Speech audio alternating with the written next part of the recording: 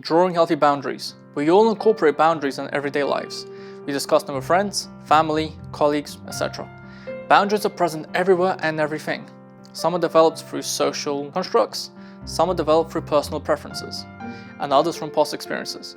Wherever they are and wherever they come from, they still play an integral part in our daily life.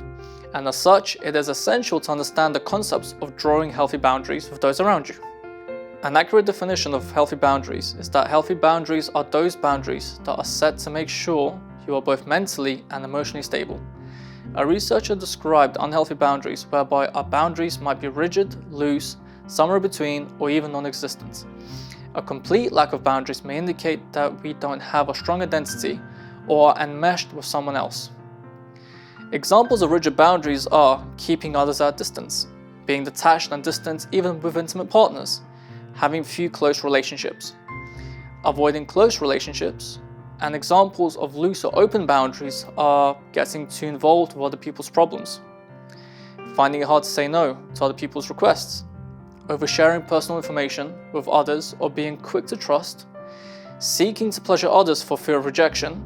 These often arise from negative and traumatic past experiences and can become problematic later, such as toxic or abusive relationships and child abuse, etc. However, healthy boundaries are where a person understands that they are making their expectations clear and usually helps in one of two ways. What behaviors will you accept from other people, and what behaviors other people will expect from you. These can often be understanding towards your personal needs and wants, i.e. from a romantic relationship, valuing your own opinions and others too, and knowing when to say no to things and not engaging in something you are not comfortable doing. However, before we jump in and break down the different types of boundaries, the first step in establishing healthy boundaries is to know yourself and your needs, and these can be broken down into 6 different things. What are my most important values? What are my most important priorities? What is non-negotiable for me? What can I be somewhat flexible about? What can I always be flexible about? And how do I typically handle trade-offs?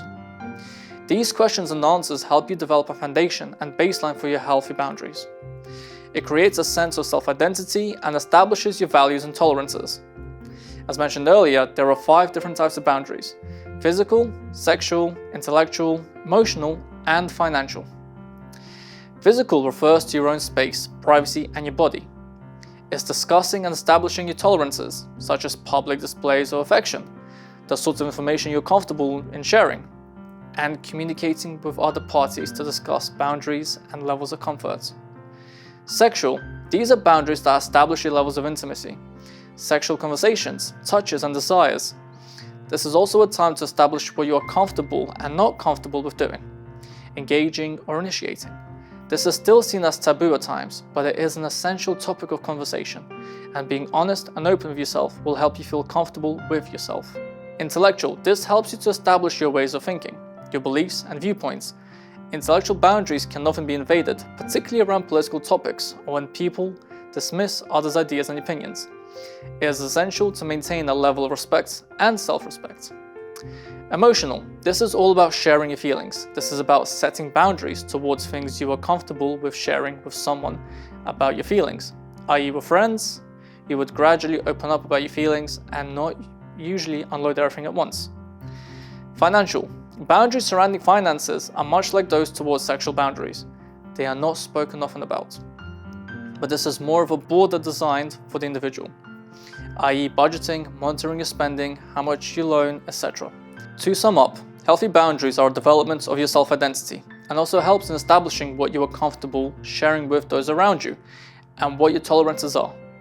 They provide you with a sense of clarity and expectations and improve and develop your communication skills.